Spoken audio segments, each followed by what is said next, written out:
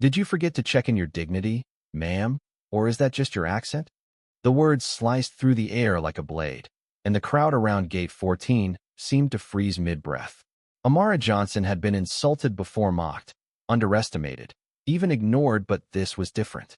It was the way his mouth curled when he said, ma'am, dripping with faux politeness that barely hid the mockery. It was the way his pale blue eyes lingered on her lips, as if her voice itself was some kind of crime. She set her leather folder gently on the counter, her heartbeat steady, not from lack of emotion, but from the absolute certainty that she would not be the one humiliated today. The officer, whose badge read P. Sloan, leaned forward, elbows on the counter, smiling that smug little smile people wear when they think they've already won. Your papers. And say it slowly this time. Hard to understand that southern drawl mixed with, well, whatever that is. His eyes flicked to the side, inviting a laugh from the younger officer beside him. Amara did not blink. She did not smile. Instead, she slid the first page from the folder toward him, a black and white sheet. Nothing flashy, but enough to make his pupils widen a fraction before he schooled his expression. This is a confirmation of your departure, he said flatly, trying to reclaim control. Keep looking. Amara's voice was calm, but the weight behind it pressed like iron. The next sheet, Emergita signed authorization from a Swiss banking institution, ink fresh, bearing numbers that didn't seem real at first glance. 9 digits, followed by 6 more, and then a neat string of commas. $950 million. Liquid. Immediate. For a moment, the fluorescent hum of the terminal was the only sound. Then, somewhere behind them, a boarding announcement blared, but even that felt distant. Sloan stared at the paper as though it might burn him. He began, but Amara was already speaking. You asked me to repeat myself slowly. I suggest you read every letter carefully, Officer Sloan. And perhaps, she leaned in, her voice a low velvet blade. You should repeat my name to yourself a few times so you don't forget who you just spoke to. Passengers nearby were pretending not to watch, their eyes darting between the woman and the officer like spectators at a high-stakes chess match. Somewhere in the back, someone raised a phone, not yet recording, but ready. Sloan had been here before. Not this exact situaciano. Usually the people who made a scene ended up being quietly escorted to a holding room, muttering about their rights while he filed the paperwork. He'd built his career on reading people, spotting trouble before it happened, and keeping control. But this woman wasn't flustered. She wasn't defensive. She was dangerous in her composure. Ma'am, we have protocols, he tried again, gripping the paper like it might slip away. You have biases, Amara corrected, her eyes locked on his. And they just cost you something far greater than your pride. His jaw twitched. Are you threatening an officer? She tilted her head slightly, almost pitying him. No, officer. I'm giving you a warning for free. Next time, think twice before mocking a stranger's voice. You never know who's standing in front of you. 2 hours earlier, Amara had been in the back seat of a black SUV gliding toward the airport, her phone buzzing with updates from her legal team. The acquisition deal had gone through, one that had been months in the making, tangled in layers of corporate red tape and secrecy. She had outmaneuvered 3 international firms, cut through boardroom politics sharper than any blade, and come out holding the kind of liquidity most people never even dreamed of. $950 million. It wasn't just money. It was leverage. It was the ability to change lives, fund causes, and dismantle barriers. And Amara knew exactly where it was going. The thought made her smile faintly as she watched the city blur past the tinted windows. For years, she had played the long game, working in silence, letting people underestimate her, letting them believe her place was somewhere below them, never at the table where decisions were made. They had no idea. Back at Gate 14, Sloan cleared his throat, trying to mask his discomfort. We'll need to verify these documents. You'll find that the verification process has already been initiated, Amara interrupted, producing a small silver card. She placed it beside the folder. It was embossed with the insignia of the International Financial Authority, a body so exclusive most people in the room had never heard of it. Sloan glanced at it, then at her. Why are you even flying commercial? He asked, unable to help himself. Amara's lips curved into a slow, knowing smile. Because sometimes, Officer Sloan, it's not about where you're going. It's about who sees you get there. And in that moment, With 100 unspoken questions hanging in the air, the balance of power shifted entirely. Sloane's fingers hovered above the silver card, as if touching it might trigger something beyond his control. He glanced over his shoulder toward the supervisor's desk. The man there, older, gray-haired, and wearing a look of perpetual fatigue, caught his eye. A silent exchange happened, one that said handle this quietly, but also don't mess it up. The younger officer beside Sloane had stopped smirking. His gaze flicked between Amara and the folder, as if trying to reconcile the arrogance they'd just displayed with the sheer magnitude of the number written on that page. "Ma'am, perhaps we can step into a private room." "No," Amara said, her voice carrying over the ambient noise of the terminal. "We can settle this right here, in front of all these people. Transparency is a beautiful thing." The subtle murmur of nearby passengers swelled. A middle-aged woman in a beige trench coat whispered to her husband. A teenager in a hoodie pretended to scroll through his phone while angling it toward the counter. Amara knew exactly what she was doing. Public pressure had a weight no protocol could match. She had lived through this before. The sting of subtle prejudice. The laugh disguised as just joking. The questions about whether she was really from here. They built like sediment, layer upon layer, until one day the pressure was enough to crack stone. And she was done playing polite. The supervisor finally approached, his tone coated in the thin, artificial politeness reserved for situations that might blow up in the wrong way. "Mississippi Johnson, is it? We apologize for any inconvenience, but given the unusual nature of this transaction, we need to. What's unusual about a passenger traveling with their own money?" Amara cut in. He blinked, recalibrating. "It's the amount, ma'am. You don't typically see black women with nearly $1 billion, she said flatly, leaving no space for him to dodge. His throat worked, but no words came out. "Don't bother explaining," she continued. "This is exactly why I'm not leaving this counter. Everyone here will see the truth for themselves." Half a dozen people were openly filming now. Amara could feel the silent click of social media posts being made, the rapid spread of hashtags she hadn't yet heard but could already imagine. She could also feel the eyes, some sympathetic, some curious, some quietly enjoying the discomfort of the officers. It wasn't about the money anymore. It was about the moment. Sloane handed the folder to the supervisor, who disappeared behind the frosted glass door marked "Authorized Personnel Only." For a moment, the counter became a strange liminal space, neither side speaking, the air thick with unspoken tension. "Why the hostility?" the younger officer finally asked. Amara's eyes shifted to him. Hostility. She let the word hang in the air, tasting its edges. "You mocked my voice. You assumed my worth was tied to your perception of me. And now that you've seen a number you can't process, suddenly I'm a threat. Do you know what that is?" He looked like he wanted to answer, but didn't. "That's not hostility," she said softly. "That's reality." The frosted door swung open, and the supervisor emerged, looking slightly paler. He leaned toward Sloane, muttering something too low to catch, then straightened. "Miss Johnson," he began, but she interrupted again. "Miss Johnson," she corrected. "Doctor, if we're being precise." His Adam's apple bobbed. "Dr. Johnson, your documents have been verified. You're clear to proceed." The crowd didn't cheer, but there was a quiet, collective exhale. Someone in the back muttered, "Damn right." Sloane stepped back, but Amara didn't move. "No apology?" she asked, her voice as calm as it had been from the start. His jaw tightened. "If I offended, you did," she said. "And you're not sorry. That's fine. I didn't expect you to be. But I expect you to remember my face, my voice, and this moment the next time you think you know someone's worth before they open their mouth." Then she picked up the folder, slipped the silver card back inside, and lifted her carry-on with a grace that made the whole interaction look less like an argument and more like the conclusion of a negotiation she had already won. As she walked toward security, Amara could hear the quiet clicks of recording devices stopping, the shuffle of feet as people dispersed. But she also caught snippets of whispered conversation about the number, about the officer's expression, about how fast the video would go viral. She had no doubt it would.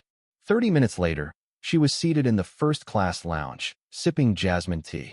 Her phone buzzed, 3 notifications from her PR team, already flagging the incident. They knew her well enough to expect she wouldn't hide from it. The first message read, "Trending in under 20 minutes. We're drafting a statement. Do you want to go public?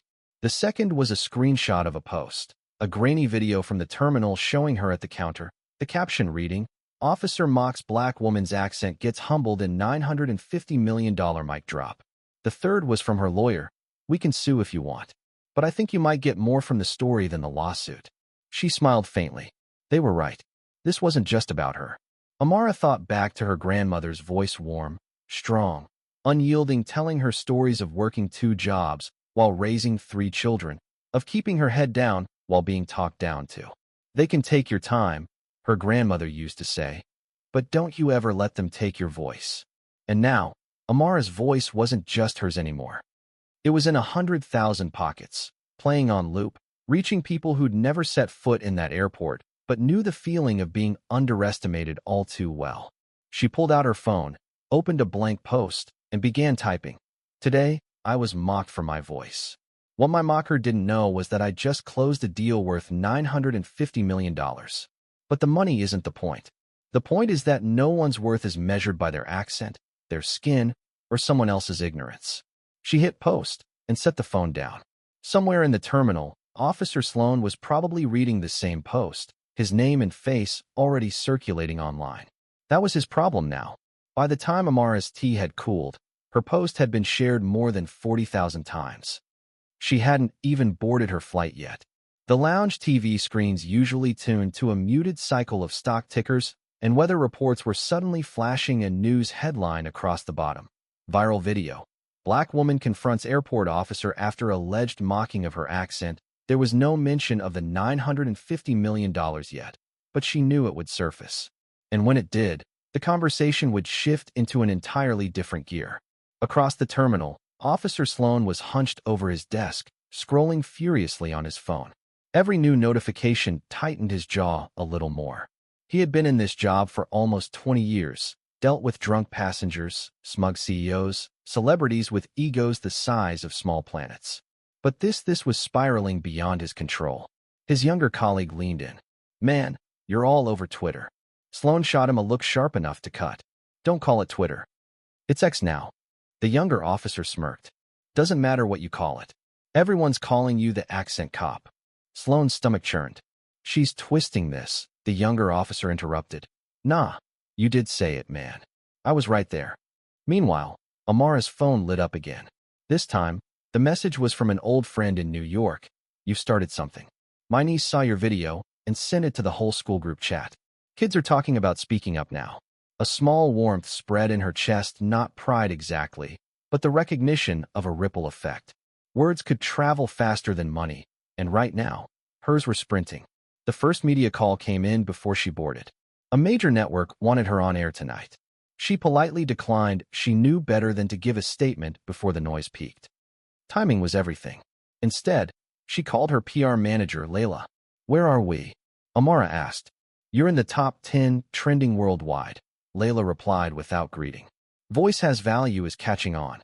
We're seeing an organic spike in engagement. People are sharing their own stories about being mocked for their voices, accents, or languages. It's becoming bigger than you." "Good," Amara said simply. Layla hesitated. "And the number's out." Amara leaned back in her lounge chair. "Let me guess, half the comments are calling it inspiring. The other half are calling it fake." "Pretty much." "Perfect. The doubters will spread it even more."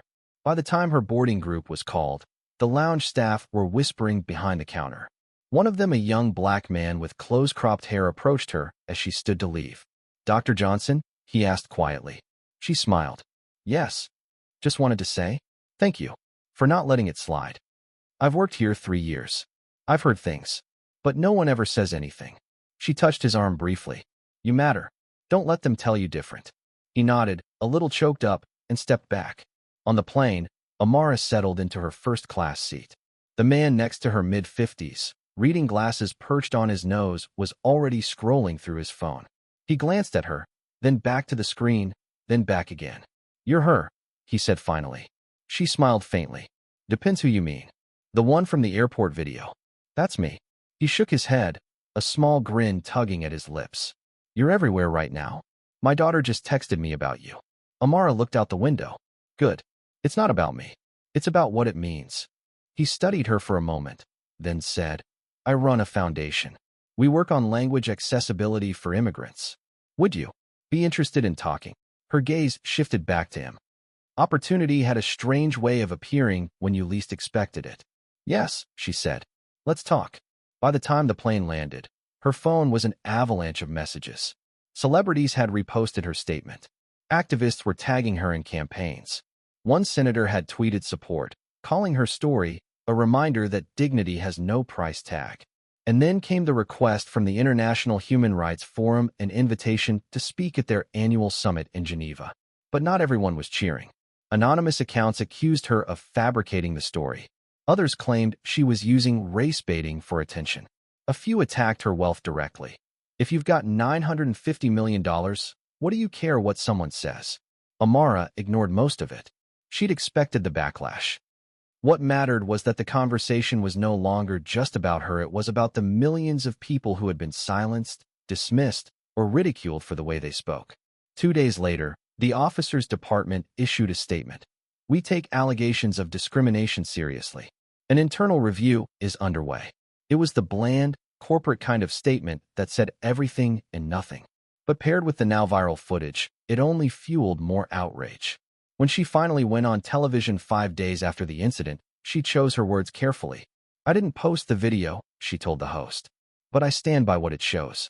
This isn't about one man and one woman at an airport counter. It's about a culture that decides, in a split second, who is worthy of respect. If my story can help change that, even for one person, it's worth it." The host leaned in. "And the $950 million? Amara smiled, the same way she had at the airport. "Let's just say, I've been preparing for a long time to make an impact. And now, I intend to use every cent of it to make sure all voices are valued."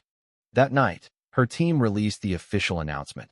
The Voice Equity Fund, a $200 million initiative to support education, legal aid, and advocacy for people facing discrimination based on accent, dialect, or language. The response was immediate and overwhelming. Donations poured in from around the world. Influencers launched challenges to share personal stories. Universities reached out to partner. And somewhere, in a quiet office at the airport, Officer Sloan sat at his desk, watching her speech on the small breakroom TV. He didn't say a word. Amara's grandmother had once told her, "Child, one day your voice will open doors you didn't even knock on." She had believed it. Now the whole world could hear it. 3 months later, Geneva shimmered in the spring light. The city felt like a living postcard, clean stone streets, Lake Leman's waters glittering under the morning sun, and the distant snowcaps of the Alps. The International Human Rights Forum was in full swing, diplomats and advocates mingling in a swirl of languages, cultures, and agendas. Inside the Grand Hall, the air was hushed with anticipation. Rows of chairs faced a curved stage, behind which the forum's insignia glowed in soft gold. Cameras were positioned at every angle, their red lights winking. Amara stood backstage, her tailored emerald green suit catching flecks of light from the side curtains. In her hand was a folded sheet of paper, her speech, but she knew she wouldn't need to look at it. She had been rehearsing these words for a lifetime. Layla appeared beside her. "They're ready for you," she said, her voice tinged with both pride and nerves. Amara nodded, stepping forward as the announcer's voice rolled through the hall. "Please welcome Dr. Amara Johnson." The applause was polite but sustained, a ripple that followed her as she crossed the stage. She reached the podium, adjusted the microphone, and let the room settle into a stillness that felt almost fragile. "3 months ago," she began, "I was mocked in a public airport for my voice. A voice shaped by the Deep South, by my family's history, by the music and rhythm of my community. A voice that has closed billion-dollar deals, but was still treated as if it didn't belong." The audience leaned in. "I stood at that counter with $950 million at my disposal. But that day wasn't about money. It was about dignity. About the belief that no matter who you are, no matter how you sound, you deserve to be treated as if your presence matters." She spoke without hurry, letting each word land. "My grandmother used to tell me, your voice is your inheritance." That inheritance was mocked in front of strangers. But I refused to let that moment pass quietly. And when it went viral, I realized my story was not mine alone. Millions of people know what it's like to be told, in words or in tone, that they don't belong, that they are less. She paused, scanning the faces in the crowd, some nodding, some watching intently. That's why I created the Voice Equity Fund. Because the world doesn't just need more money, it needs more voices that can speak without fear of being diminished. Midway through her speech, a subtle stir in the audience caught her attention. At the far side of the hall, standing awkwardly in the back, was a man in a navy suit. Older, shoulders squared but stiff. She knew him instantly. Officer Sloan. Amara didn't falter, but the sight sent a current through her. She hadn't seen him since the incident.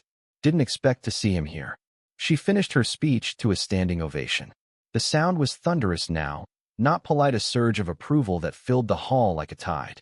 As she stepped down from the stage, Layla approached with her usual efficiency, but Amara held up a hand. "Give me a moment," she said, eyes fixed on the man at the back. Sloan didn't move as she approached. His expression was unreadable, somewhere between pride swallowed and regret unspoken. "Dr. Johnson," he said finally. "Officer Sloan," she replied. Her tone was neutral, neither warm nor cold. "I came to listen," he said. "Not to argue, not to defend myself, just to hear." And he hesitated. "It's different, hearing the whole thing, seeing what came of it." "I didn't think." "No," she cut in, "you didn't. And that's the problem. People like me live with that every day. People like you don't have to think about it until it explodes in your face." He looked down briefly. "You're right." The admission was quiet but unforced. "I can't undo what I said," he continued. "But I can change how I work. I requested to be moved to training new recruits. I'm starting next month. I'll use your story, if that's okay." Amara studied him. His eyes weren't defensive anymore. They were tired, but clear. "Do it right," she said. "Don't use my name. Use the lesson." He nodded once. Later that evening, she sat on the balcony of her hotel, the city lights winking against the dark lake. Her phone buzzed with a dozen congratulatory messages, but she ignored them for a moment. She thought about her grandmother, about the young airport staffer who'd thanked her, about the thousands of strangers now sharing their own voice stories online. Movements didn't happen overnight. They started with sparks, and sometimes those sparks came from places you didn't expect. 2 weeks after the forum, the Voice Equity Fund announced its first major grant, a nationwide program to train public service employees, including airport officers, on linguistic bias and cultural respect. News outlets called it groundbreaking. Critics called it overreach. But the applications poured in from schools, hospitals, and government agencies. Amara didn't care about the labels. She cared about the reach. One afternoon, she received a short email from a name she didn't recognize. "Dr. Johnson, I used to laugh at my own mother's accent to fit in. After your story, I stopped. I told her I'm proud." She cried. "Thank you." She read it twice before closing her laptop. Some victories didn't need a press release. The incident at Gate 14 became less about the $950 million and more about the conversation it sparked. It was studied in universities, debated on talk shows, turned into think pieces. But for Amara, it was always simpler. It was about looking someone in the eye and refusing to be small. Months later, walking through another airport, this time in Johannesburg, a customs officer checked her passport, then smiled warmly. "Welcome home, Dr. Johnson," he said. She smiled back. "Thank you." Her voice, her inheritance, carried just fine. Thank you for listening. If you find it interesting, please like and subscribe to follow the next stories.